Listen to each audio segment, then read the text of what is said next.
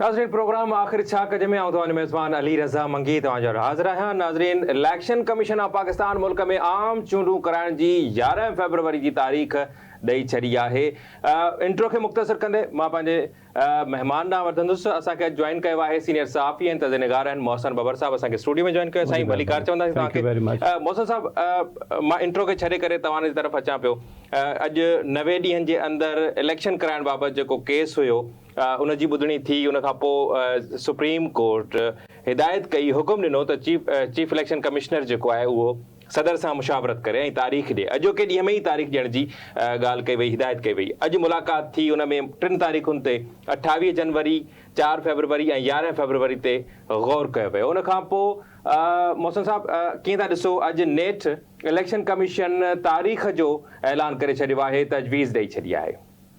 जी बिल्कुलु, मां सम्झां थो मुल्क जे लाइ, मुल्क में जमहूरियत लाइ, आइन जी बालादस्ती लाइ, पार्लियामेंट जी बालादस्ती लाइ, ख़ासि तौर ते हिन मुल्क जी आवाम लाइ इहा तमामु हिकिड़ी ख़ुशाइन सुठी मस्बत ख़बर आहे।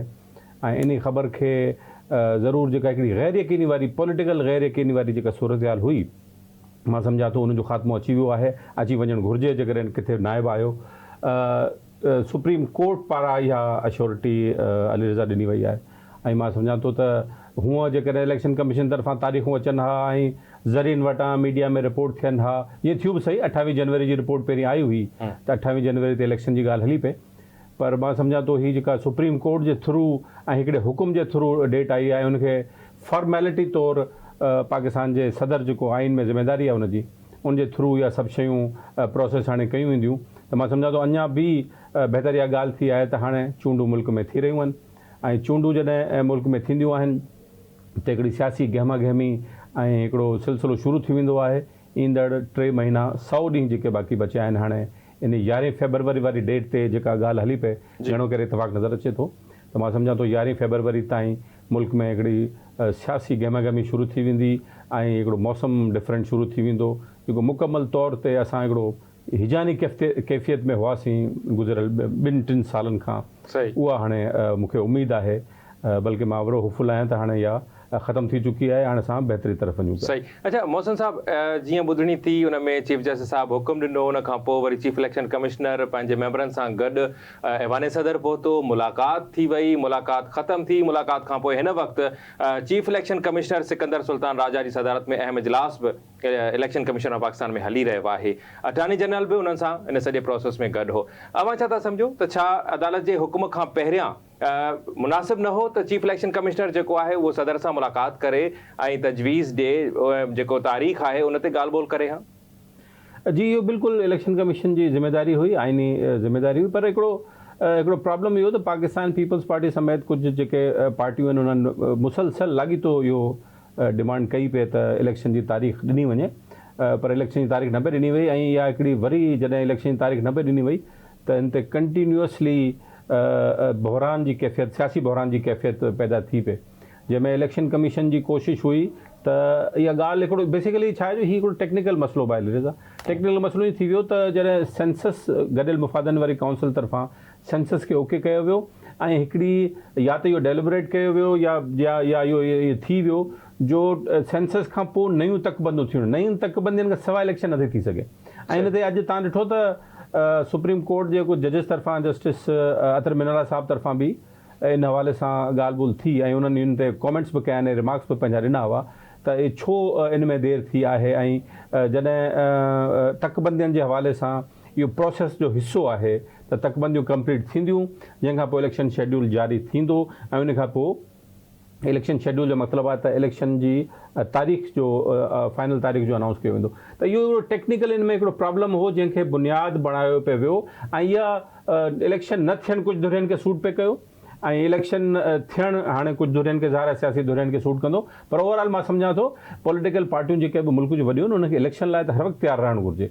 सियासी पार्टी उहा कहिड़ी आहे जेका इलेक्शन लाइ तयारु न हुजे। मुस्लिम लीग नून तरफ़ां मूंखे रिज़र्वेशन कुझु नज़र पिया आहियूं त को तमामु घणा ख़ुशाइन कोन हुआ ऐं तमामु घणा एक्साइटेड कोन हुआ इलेक्शन कराइण जे हवाले सां ऐं सॼो निगरान हुकूमत ते भाड़ियो पियो वियो। पर निगरान हुकूमत जेको आहे उन हवाले सां जेके कुझु अनाउंसमेंट्स कयूं, जंहिंमें कुझु इकनॉमिक अनाउंसमेंट्स आहिनि, कुझु पॉलिटिकल अनाउंसमेंट्स आहिनि, कुझु एडमिनिस्ट्रेटिव अनाउंसमेंट्स आहिनि उहे कयूं। मिसाल तौरु तेल जा अघु महांगाई तव्हां ॾिठो त उनजो इंतज़ारु बि कयो त कुझु तेल जे अघनि में घटिताई अचे, कुझु महांगाई में कुझु बहितरी अचे, कुझु शयूं बहितर थियनि, कुझु माहौल मुल्क में बहितर थिए, माण्हुनि जो एतमाद बहाल थिए ऐं ख़ुदि स्टॉक एक्सचेंज जो इकनॉमिक सूरत हाल जो एतमाद बहाल थिए, इन्वेस्टर जो एतमाद बहाल थिए त कुझु शयूं असां करे वठूं, तंहिंखां पोइ वञी को इलेक्शन जी डेट ॾियूं। ऐं उतां ॾिठो त उनजी टाइमिंग हाणे अची बीठी हुई, पर छाकाणि त सुप्रीम कोर्ट हिन में इंटरवीन कयो ऐं इन्हनि दरख़्वास्तनि खे प्रोसेस कयो ऐं उन ते ॿुधणी थी ऐं अॼु ऑर्डर हिकिड़ो जारी थियो आहे,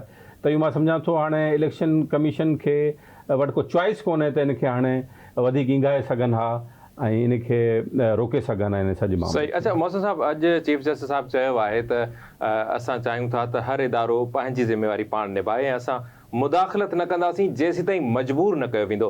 अवां छा था सम्झो त हिन दौर में या हिन वक़्तु जॾहिं काज़ी साहब आहे, काज़ी फ़ाइज़ ईसा साहब चीफ जस्टिस आहे, त उन्हनि जी मौजूदगी में कीअं था ॾिसो ऐं माज़ी जे चीफ जस्टिस साहिबान जेकॾहिं रहिया त अवां छा था सम्झो त अमली तौर ते का शइ आई आहे? छाकाणि त सियासी धुरियूं हुजनि, हुकूमतूं हुजनि, उहे हर दफ़े इहा ॻाल्हि त ज़रूरु कंदियूं आहिनि त इदारा पंहिंजे हदुनि में रहनि, इदारा ख़ुदि मुख़्तियार हुजनि, इदारा पंहिंजी मर्ज़ीअ सां पंहिंजी जेका ॾिनल हिकिड़ी लाइन आहे उन ते कमु कनि ऐं उन्हनि मुदाख़लत न कई वञे, पर उनजे बावजूदि मुदाख़लत थींदी आहे। अवां छा था सम्झो त हाणे इन क़िस्म जूं शयूं या जेका जानिबदारी ऐं ग़ैर जानिबदारी जा जेके तासुर जोड़ा वेंदा हुआ, हाणे उहे साॻिया जुड़ंदा या माहौल बहितरी तरफ़ वञे पियो? तव्हांखे छा पियो नज़र अचे? अले मूंखे त मां त वॾो हमेशह पॉज़िटिव रहियो आहियां। पाकिस्तान में जेका पॉलिटिकल डेवलपमेंट जेका बि थींदी आहे उन वाले सां हमेशह पॉज़िटिव रहंदो आहियां, छाकाणि त बहितरी जी तरफ़ को खणी टको पैसो पर बहितरी तरफ़ शयूं वेंदियूं आहिनि। इहा पाण खे उमेदु लॻाइणु घुरिजे त बहितरी तरफ़ वेंदियूं, पर ख़ुदि हाणे जेको इलेक्शन जे अनाउंसमेंट खां पोइ डेट अनाउंसमेंट, फॉर्मल अनाउंसमेंट अञा इलेक्शन कमीशन तव्हां ॿुधायो त अञा इजलास हले पियो, उनजी फॉर्मल अनाउंसमेंट थी वेंदी। पर फॉर्मल अनाउंसमेंट जेकॾहिं अॼु थी बि वञे या सुभाणे थी बि वञे, पर इलेक्शन शेड्यूल जी जेका अनाउंसमेंट आहे उहा आइनी ज़रूरत आहे, उहा ज़रूरत आहे आइनी, जंहिंजे लाइ ऐं उहा फॉर्मेलिटी उहा आहे। हीअ फॉर्मेलिटी न आहे, हीअ अनाउंसमेंट आहे, इहा पॉलिटिकल बि थी सघे थी, पर इलेक्शन कमीशन जॾहिं डेट फॉर्मली हिकिड़ी प्रेस रिलीज जे थ्रू अनाउंस कंदो त पोइ उहा मञी वेंदी। पर इलेक्शन शेड्यूल जी अनाउंसमेंट जेका आहे उहा असां ॾिसूं पिया, उहा थी सघे थो दिसंबर जे पहिरें हफ़्ते में इलेक्शन शेड्यूल साम्हूं अचे, छाकाणि तकबंदियुनि जो जेको सिलसिलो आहे उहो 3 नवंबर ते ख़तमु थींदो ऐं 3 नवंबर ताईं फाइनल लिस्टूं जारी थींदियूं, तंहिंखां पोइ जेको आहे इलेक्शन जो शेड्यूल अनाउंस थींदो। त इन करे शेड्यूल जॾहिं अनाउंस थींदो तेसीं ताईं हीउ महीनो बि अञा कुझु न कुझु सवाल, कुझु न कुझु मामला साम्हूं ईंदा रहंदा, टीवी जी स्क्रीन ते, सोशल मीडिया ते, अख़बारुनि में एनालिस्ट पंहिंजो राय ॾींदा रहंदा। त इलेक्शन शेड्यूल जी अनाउंस थियण ताईं इहो मसइलो रहंदो। पर इन खां वॾी ॻाल्हि जेको तव्हां बुनियादी सुवाल कयो आहे, उहो जेको सुवाल आहे उहो चूंडुनि जी शफ़ाफ़ियत जो आहे। चूंडुनि जी शफ़ाफ़ियत जो सुवाल अञा ताईं मौजूदु आहे, जीअं जो तीअं मौजूदु आहे। इहो चूंडुनि जी शफ़ाफ़ियत जो सुवाल, छाकाणि त हिकिड़ो मुल्क में हिकिड़ो माहौल जोड़ियो वियो आहे, उहो जुड़ियो आहे या जोड़ियो वियो आहे, उहो आहे त इहो जेको सॼो प्रोसेस आहे निगरान सेटअप जो, उहो मुस्लिम लीग नून खे सपोर्ट करे थो, हुन ॾांहुं टिल्ट आहे ऐं उहो ज़ाहिर आहे उनजो प्रैक्टिकल सबब आहिनि उनजो जेके बि फ़ैसिला थियनि पिया ऐं जेके बि डेवलपमेंट्स थियनि पियूं उनजा उहे सबब आहिनि, जंहिंजे करे सॼी दुनिया खे नज़र अचे पियो हाणे त प्राइम मिनिस्टर नून लीग तरफ़ां थींदो या नवाज़ शरीफ़ तरफ़ां थींदो। त उन तनाज़ुर में शफ़ाफ़ियत जे तरफ़ इलेक्शन जी ज़रूरु सवाल उथंदा। जेसि ताईं इन मामले खे न्यूट्रल न कयो वेंदो, जेसि ताईं इलेक्शन कमीशन पंहिंजी शफ़ाफ़ियत ऐं पंहिंजी न्यूट्रलिटी जेका आहे उहा ज़ाहिर न कंदी, पंहिंजे अमल जे ज़रिए ज़ाहिर न कंदी, तेसि ताईं इहे शयूं मुमकिन न थी सघंदियूं। पर बहरहाल फ़िलहाल पॉलिटिकल मैन्यूवरिंग त थींदी आहे। हाणे पॉलिटिकल मैन्यूवरिंग खे पाण धांधली चऊं या न चऊं, उहा पॉलिटिकल मैन्यूवरिंग पाकिस्तान में थींदी। सवाल तव्हांजो जेको बुनियादी उन में हो त इहो इदारनि तरफ़ां केतिरी धांधली थींदी या इदारनि तरफ़ां केतिरी इन्वॉल्वमेंट थींदी, उहो अञा कुझु नथो थी सघे। पर हीअ जेके डेवलपमेंट थियूं हिन में को ख़ासि चांस नज़र नथो अचे त को इलेक्शन जे ॾींहं ते वञी धांधलियूं थींदियूं या जेको RTS सिस्टम पोइ दफ़े हिकिड़े ख़ासि पार्टी खे हिकिड़े ख़ासि उहिदेदारनि तरफ़ां विहारियो वियो सॼो सिस्टम ऐं उन्हनि खे केतिरनि कलाकनि ताईं उहो सिस्टम जेको आहे इहो हिकिड़ो सवाल आहिनि जेके पाण ईंदड़ प्रोग्राम्स में पंहिंजे ईंदड़ ट्रांसमिशन्स में बि इहो सवाल खणंदा रहंदासीं। पर सवाल शफाफियत जो जीअं जो तीअं मौजूदु आहे। सही। अच्छा मोहसिन साहब, पूरी दुनिया जेका आहे उहा AI तरफ़ वञे पई ऐं जिद्दत तरफ़ वञे पई, मतिलबु वञी चुकी आहे। अफ़सोस जो असां अञा ताईं उन प्रोसेस जे तरफ़ वधी कोन सघिया आहियूं। ख़ासि तौर ते जेको पंहिंजो नुमाइंदो, पंहिंजो जेके अवाम मैंडेट ॾिए थो, चूंडे थो, उनखे चूंडण जो जेको हक़ आहे उहो असां वटि अञा मैन्युअल तरीक़ेकार आहे। पोइ उन मैन्युअल जेके तरीक़ेकार आहिनि उन्हनि में धांधली जा बि जेके हिन से इम्कान मौजूदु आहिनि ऐं आख़िर में नतीजा तब्दील थियण जूं ॻाल्हियूं थींदियूं आहिनि, इल्ज़ाम लॻंदा आहिनि, उहे शयूं बि मौजूदु आहिनि, उहे बि इम्कान मौजूदु आहिनि। त छा जेको डिजिटल सिस्टम आहे, छा असांखे उन तरफ़ न वञणु घुरिजे? जी बिल्कुलु, उन सिस्टम ते तफ़सीली ॻाल्हायूं था। मुंहिंजे ख़्याल में अच्छा मोहसिन साहब, तव्हांखे इन खां सवाल जो जवाबु तव्हां खां ज़रूरु वठंदासीं। हिन वक़्तु असां जी नाज़रीन मिलूं था हिकु ब्रेक खां पोइ।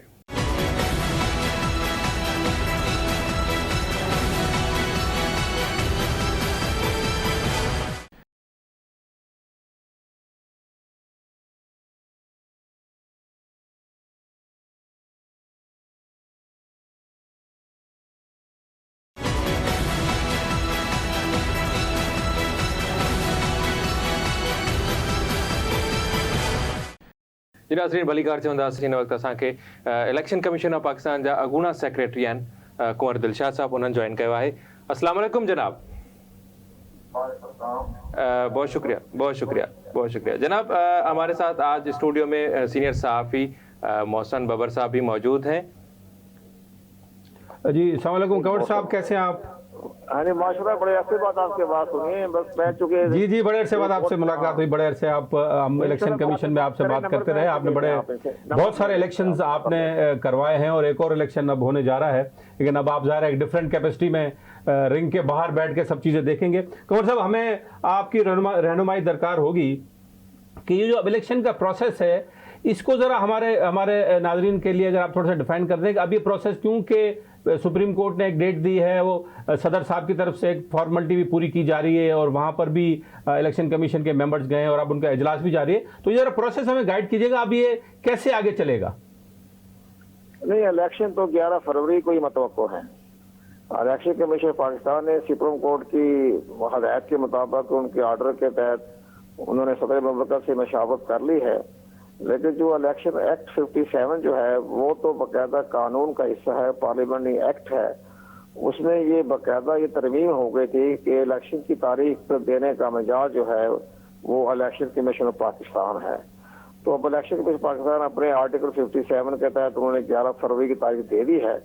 तो लेकर चूंकि ऑनरेबल चीफ जस्टिस ने कहा है कि आप मशावरत कर लें, तो उन्होंने उनके हुक्म के तहत तो उन्होंने उससे मशावरत कर ली।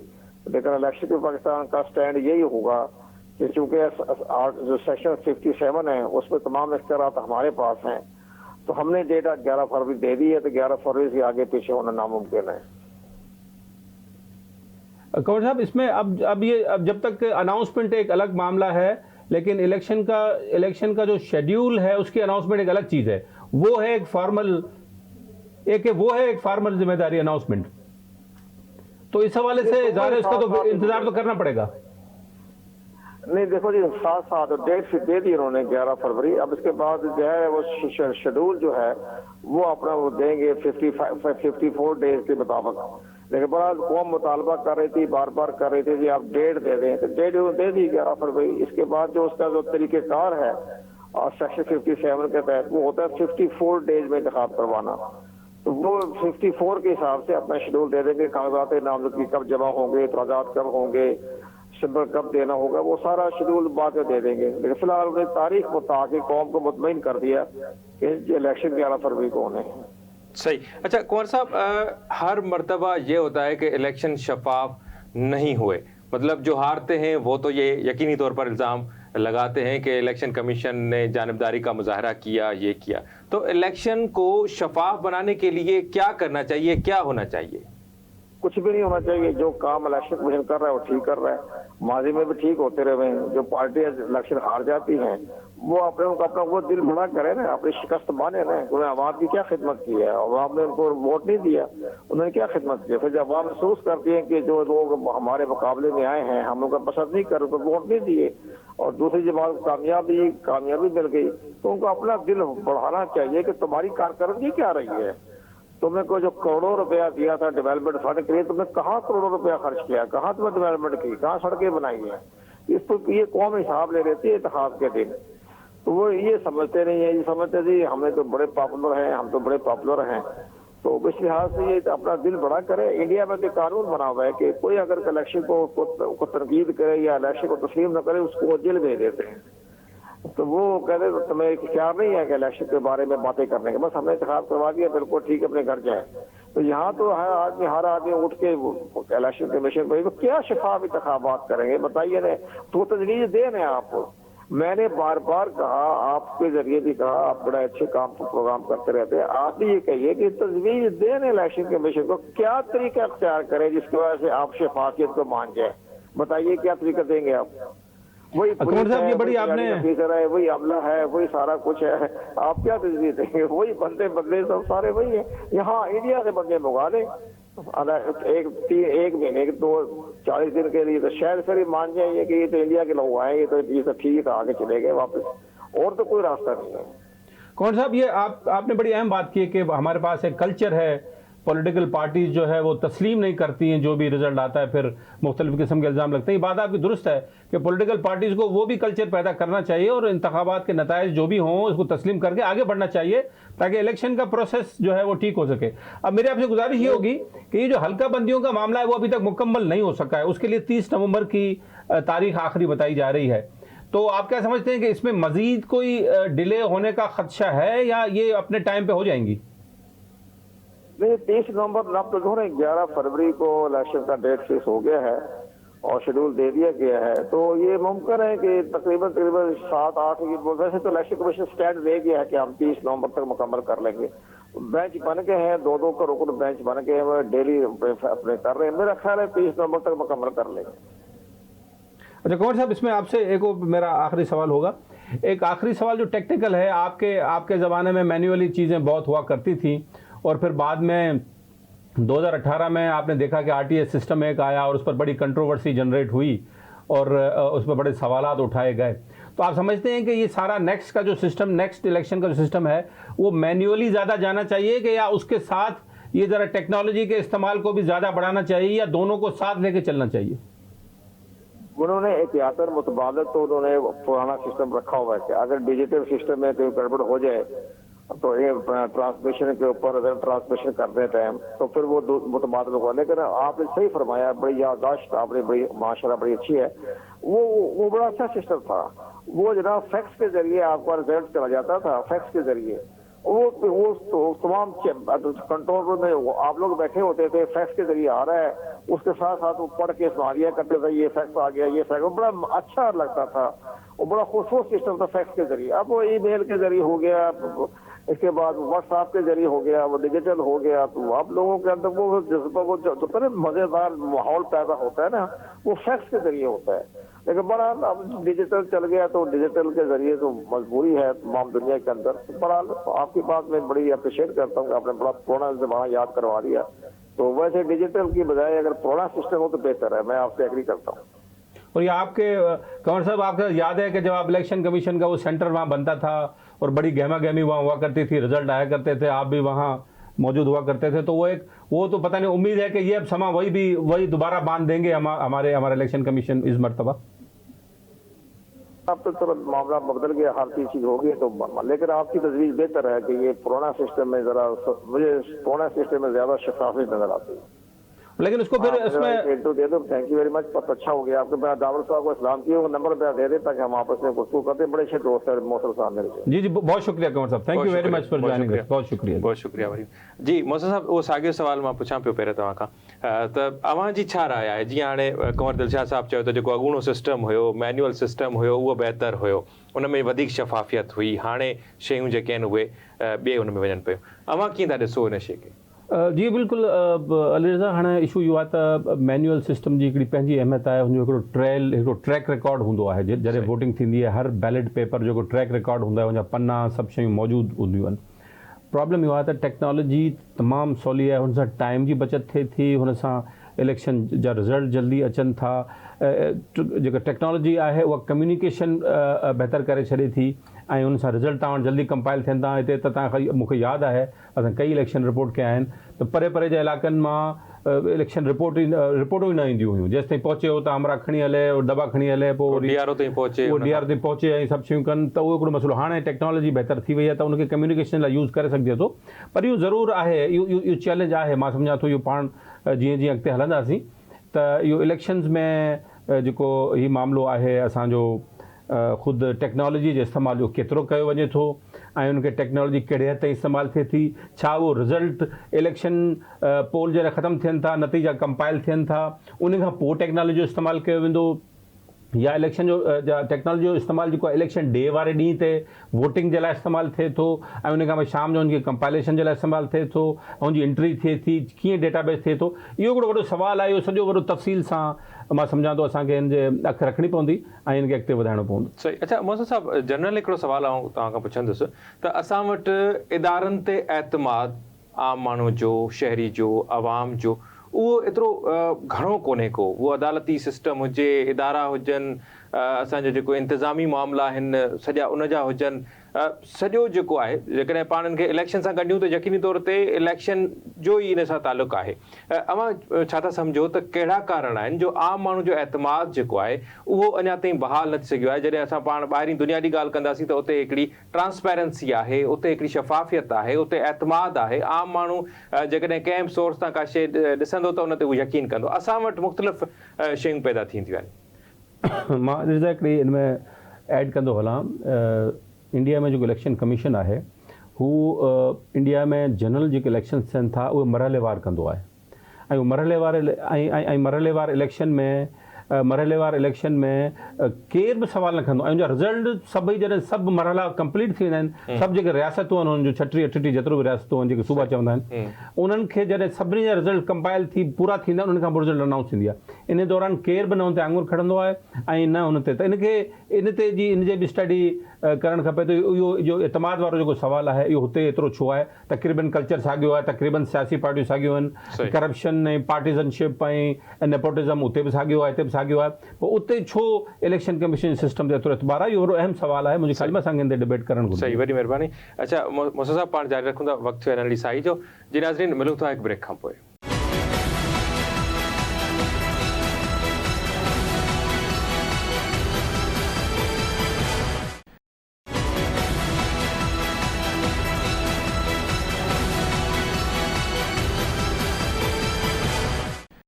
जी नाज़रीन, भलीकार चवंदासीं ऐं हाणे ज़िक्र कयूं पिया त आम चूंडनि जी तारीख़ जो ऐलान थी वियो आहे।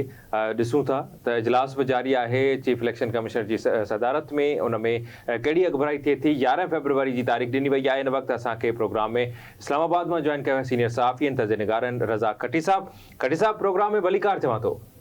वॾी महिरबानी अदा। वॾी महिरबानी। खटी साहब, मोहसिन साहब बि असां सां गॾु मौजूदु आहिनि। कीअं था ॾिसो, इस्लामाबाद में अॼु चूंडुनि जी तारीख़ जो ऐलान थियो आहे।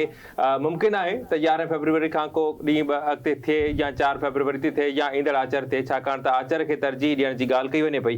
अवां कीअं पिया ॾिसो, माहौल उते इस्लामाबाद में कीअं आहे? जी बिल्कुलु, मुंहिंजो ख़्यालु इहो आहे त शायदि अॼु ताईं जेको आहे सो मामिलो हिकिड़े पासे थी वेंदो। इन करे त सुप्रीम कोर्ट जी तयारुख वरितो आहे। इलेक्शन कमीशन जेको पंहिंजो मौक़िफ़ रखियो आहे, उन खां पोइ अटॉर्नी जनरल जेको आहे सो सदर जी हिदायत ते चीफ इलेक्शन कमिश्नर वटि पहुतो आहे। तो हाणे हिन ॻाल्हि जी तवको ॾेखारी बि वञे त चीफ इलेक्शन कमिश्नर सदर ममलिकत वटि मुलाक़ात लाइ वेंदो। तो मुंहिंजो ख़्यालु आहे हाणे कुझु कलाक हिन ते इतफ़ाक़ थी वेंदो, छाकाणि सुप्रीम कोर्ट खे डेट फाइनल करे ॾियणी बि आहे। तो हे जेको अभाम हुयो इलेक्शन थियणु न थियणु, महीना वधणु महीना घटि थियणु, या इन क़िस्म जी जेका कंफ्यूजन हुई ऐं ख़ुदि पॉलिटिकल कुझु अहम पॉलिटिकल पार्टीज़ जिन में नून लीग, JUI वग़ैरह जेका इहो क्रिएट कई हुई कंफ्यूजन, उहा मुंहिंजो ख़्यालु आहे हाणे घणी दूरि थी वेंदी ऐं जीअं डेट अनाउंस थी वेंदी त पाकिस्तान में जेको सियासी सूरत हाल आहे उहा सॼी तब्दील थी वेंदी। ऐं उन सां मुंहिंजो अंदाज़ो इहो आहे त मुकमल तौर ते न रुॻो समूरियूं सियासी पार्टियूं इन मैदान में लही पवंदियूं ऐं उनजे नतीजे में माहौल सॼो तब्दील थी वेंदो। इन जो इकोनॉमी ते बि उनजा बहितर असर पवंदा ऐं मुल्क जी जेका सियासी सूरत हाल जे अंदरि जेका बाठार हुई उनमें बि हलचल मचंदी। सो मुंहिंजो ख़्यालु आहे त शयूं हाणे बहितरी तरफ़ वञनि पियूं ऐं छाकाणि त उनमें सुप्रीम कोर्ट जो घणो अहम रोल आहे। उनजे नतीजे में हुकूमत जी मजबूरी आहे, चीफ इलेक्शन कमिश्नर जी मजबूरी आहे त हाणे हू जेको आहे सो इलेक्शन जी तारीख़ जो ऐलान करे। ऑलरेडी हू अॻु में ई इन ॻाल्हि जो ऐलान करे चुको हुयो त नवंबर जे अंदरि तकबंदियूं जेके आहिनि उहे फाइनल थी वेंदियूं। त नवंबर, दिसंबर, जनवरी त फरवरी ज़ाहिर आहे त 3 महीना ऑलरेडी पूरा थी था वञनि। त हाणे इलेक्शन जी तारीख़ में मुंहिंजो ख़्यालु आहे को आबाम कोन रहियो आहे ऐं शायदि 11 तारीख़ मुमकिन आहे वधि में वधि को हफ़्तो डिले थिए। सो बि मुंहिंजो ख़्यालु इहो आहे त शायदि न थिए, पर इन खां वधीक हाणे न थी सघंदो। इन करे त इलेक्शन हर सूरत में कराइणी आहे मथे ऐं उनखां पोइ जीअं इलेक्टोरल कॉलेज मुकमल थींदो त सेनेट जूं चूंडूं थींदियूं आहिनि, सेनेट चेयरमैन जूं चूंडूं थींदियूं सही सही खटी साहब मोहसिन साहब असां सां गॾु आहिनि। जी मोहसिन साहब। खटी साहब थैंक यू वेरी मच। तव्हां असांखे इन हवाले सां इस्लामाबाद जे हवाले सां कुझु हाल ॾिना आहिनि। हिकिड़ो ॿियो तासुर हो खटी साहब, तव्हां इस्लामाबाद में रिपोर्ट कयो पिया रेगुलरली ऐवाननि जा इन्हनि सारनि जेके पंहिंजो इक़्तिदार जा जेके दरवाज़ा आहिनि ऐं इक़्तिदार जा जेके कॉरिडोर्स आहिनि उनमें तव्हां हलो था ऐं माण्हुनि सां मिलो था। हीअ जो हिकिड़ो इम्प्रेशन ठहियो पिए त निगरान हुकूमत जो जेको लाड़ो आहे, जेको टिल्ट आहे, उहो हिकिड़ी ख़ासि पार्टी तरफ़ आहे ऐं ज़ाहिर आहे उहो मुस्लिम लीग नून जी ॻाल्हि कई पई वई त उनजी तरफ़ घणो आहे ऐं हिकिड़ो तासुर बि जुड़ियो आहे त नेक्स्ट हुकूमत बि मुस्लिम लीग नून खे मिलंदी। त छा इहो जेको तासुर आहे इहो इलेक्शन कमीशन हाणे इलेक्शन शेड्यूल अनाउंस थियण खां पोइ इन तासुर में छा वधीक इहो तासुर सगारो थींदो या इन में का इनखे न्यूट्रल करण जे लाइ का कोशिशि कई वेंदी? हा, हिन में हिकिड़ी ॻाल्हि त ज़हन में रहणु घुरिजे त इहो तासुर शौरी तौर ते पैदा कयो वियो आहे ऐं उन में ॾिसो न पीपल्स पार्टी जे पारां इहो चवणु त नून लीग जा कैबिनेट में 7 जेके आहिनि नुमाइंदा उहे वफ़ाक़ी काबीना निगरान वफ़ाक़ी काबीना में मौजूदु आहिनि। नवाज़ शरीफ़ जी जॾहिं आमद थी पए उनमें बि तव्हां नोट कयो हूंदो त इन क़िस्म जे तासुर खे इंतिहाई ताक़त सां हथी ॾिनी वई त ईंदड़ गवर्नमेंट जेको आहे उहो मुस्लिम लीग नून जी ठहंदी ऐं वज़ीर आज़म अॻूणे वज़ीर आज़म शहबाज शरीफ़ 21 तारीख़ जेके नारा हणाया वज़ीर आज़म नवाज़ शरीफ़ जा उहे बि इन सिलसिले जी कड़ी हुआ ऐं वफ़ाक़ी हुकूमत ख़ुदि PTV ऐं जेको ॿियनि सियासी पार्टियुनि खे एतिरी कवरेज नथो ॾे उन बि इन सॼे जलसो जेको हुयो उनखे तमामु घणी कवरेज ॾिनी। पंजाब हुकूमत बि उन में वॾो रोल प्ले कयो त पीपल्स पार्टी वाज़े तौर ते इन ॻाल्हि जो इक़रार कंदी रही आहे त पंजाब जी जेका हुकूमत आहे उहा मुकमल नून लीग जी बी टीम आहे ऐं हिन वक़्तु निगरान गवर्नमेंट हुजण जे बावजूदि जेके तरक़ियाती स्कीमनि जा ऐलान पिया थियनि ऐं जेके कमु थियनि पिया उहे अल्टीमेटली नून लीग खे सपोर्ट कंदा। त ज़ाहिर आहे त पंजाब में उहा सभिनी खां वॾी पार्टी आहे, उनजे नतीजे में इहो तासुर गहरो थी वियो आहे। पर हाणे जॾहिं इलेक्शन डेट अनाउंस थींदी त मुंहिंजो ख़्यालु आहे त उनमें ॿियूं जेके पॉलिटिकल पार्टीज़ आहिनि जिन में पाकिस्तान पीपल्स पार्टी आहे, पाकिस्तान तहरीक इंसाफ़ आहे, उहे पंहिंजो पंहिंजो रोल प्ले कंदियूं। पर हिन वक़्तु ताईं जेका सूरत हाल आहे उनमें हर कॉर्नर खां इन क़िस्म जो तासुर ॾिनो पियो वञे जेको 15-20% वोटर आहे जेको चाहींदो आहे त भई मुंहिंजो जेको वोट आहे उहो विनिंग जेका पार्टी आहे उन पासे वञे त हीअ असल में उन वोट खे कैच करणु चाहिनि था त जीअं उन में इज़ाफ़ो थिए। पर जीअं जीअं इलेक्शन कंपेन सरगर्म थींदी वधंदी त उनजे नतीजे में तव्हां ॾिसंदो त सूरत हाल मुमकिन आहे तब्दील थींदी वञे। हाणे हिते हिकिड़ी ॿी ॻाल्हि नोट करण जहिड़ी आहे उहा इहा आहे त जेकॾहिं सुप्रीम कोर्ट ऑफ पाकिस्तान वाज़े तौर ते इन ॻाल्हि जी हिदायतूं जारी कंदी त तहरीक इंसाफ़ खे बि ओतिरो ई मैदान ॾिनो वञे जेको ॿियनि पार्टियुनि वटि आहे त पोइ मुमकिन आहे सूरत हाल बहितर थी वञे। इन करे त हिन वक़्तु त वन साइडेड ट्रैफिक थी हले। ख़ुदि पाकिस्तान पीपल्स पार्टी खे इन ॻाल्हि जो एतिराज़ आहे त जेको कुझु बि सियासी सरगर्मियूं थियनि पियूं उनखे उनमें नून लीग खे त जेको आहे सो लेवल प्लेइंग फील्ड मिलियल आहे पर बाक़ी जमायतनि खे नथी मिले। खटी साहब इनमें हिकु अहम तव्हां इनमें इज़ाफ़ो कंदा हलो त हिकिड़ो पीपल्स पार्टी जे अॻुवाणनि तरफ़ां हिकिड़े बयान अचनि पिया ऐं उहो बयान ख़ुदि नून लीग खे ज़ाहिर आहे हाणे पॉलिटिकल नर्व्स जो गेम आहे ऐं इनमें जेके हिननि जा सभु हिक ॿिए सां बयाननि जे लाइ ऐं इनखे केतिरो केरु कंट्रोल करे सघे थो इन सिचुएशन खे त पीपल्स पार्टी तरफ़ां बयान अचनि पिया त नून लीग जो वज़ीर आज़म थियणु कोन ॾींदासीं या जेकॾहिं नून लीग जो वज़ीर अज़म जेकॾहिं हुकूमत थी बि वई त असां पोज़ीशन में वेहंदासीं।